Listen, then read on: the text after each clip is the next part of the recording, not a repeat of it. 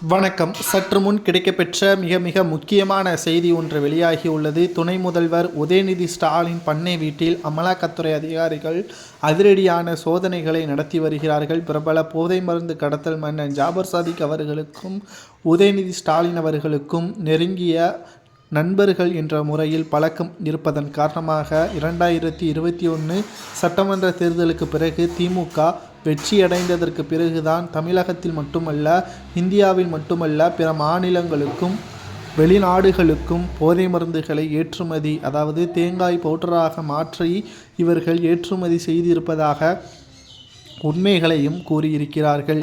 இந்த ஒரு சூழலில்தான் தற்பொழுது பல ஆயிரம் கோடி கடந்த 2.5 ஆண்டுகளில் மட்டும் பெற்றிருப்பதாகவும் அதில் உதயநிதி ஸ்டாலின் அவர்களுக்கும் பங்கு இருப்பதாகவும் வாக்குமூலத்தை கொடுத்திருக்கிறார் நீதிமன்றத்தில். இதன் அடிப்படையில்தான் ஜி2 நிறுவனத்தில் முதலீடு செய்திருப்பதாகவும் உதயநிதி ஸ்டாலின் அவர்கள் நடத்தி வரக்கூடிய அறக்கட்டளையில் வெளிநாட்டில் இருந்து நன்கொடையாக கருப்பு பணத்தை வெள்ளை பணமாக மாற்றுவதாக வாக்குமூலத்தை கொடுத்திருக்கக்கூடிய நிலையில் உதயநிதி ஸ்டாலின் அவர்கள் நிச்சயமாக கைது செய்யப்படுவார் என்றும் தகவல்கள் வெளியாகியுள்ளது. ஒன்றை மட்டும் நாம் பார்க்க போகிறோம். திருடன் கையிலேயே சாவி என்று பழம்பெரும் பழமொழி ஒன்று கூறுவார்கள்.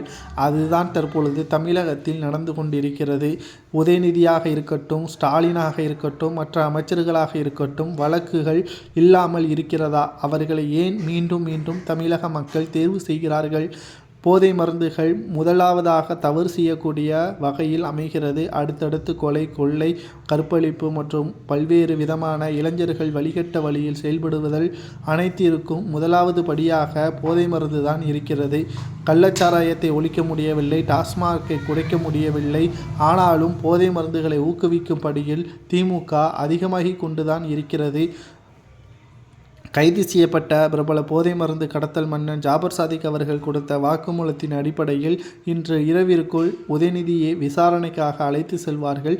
அவருக்கு தொடர்புடைய பல்வேறு இடங்களில் சோதனைகள் நடத்தப்படும் என்றும் தகவல்கள் வெளியாகி உள்ளது.